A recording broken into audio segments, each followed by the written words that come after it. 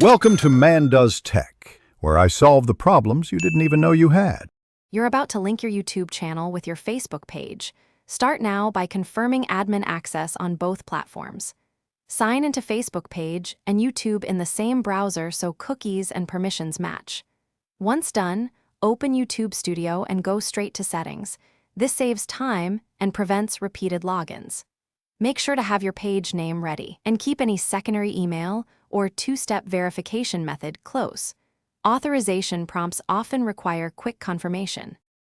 From YouTube Studio, navigate to the settings area for channel integrations or connected accounts. Choose the option to add a social destination and select Facebook page. A Facebook authorization window will open. Pick the exact page you manage and grant the requested permissions. This is why admin status matters.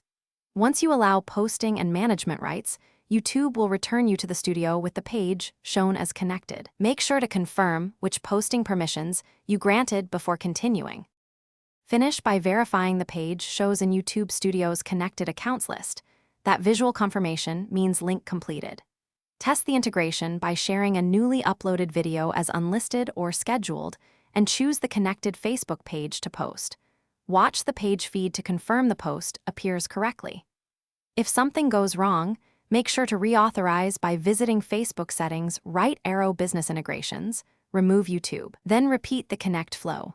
Also clear cookies or try an incognito window to rule out cache issues. Thanks for watching. If you found this helpful, don't forget to like and subscribe.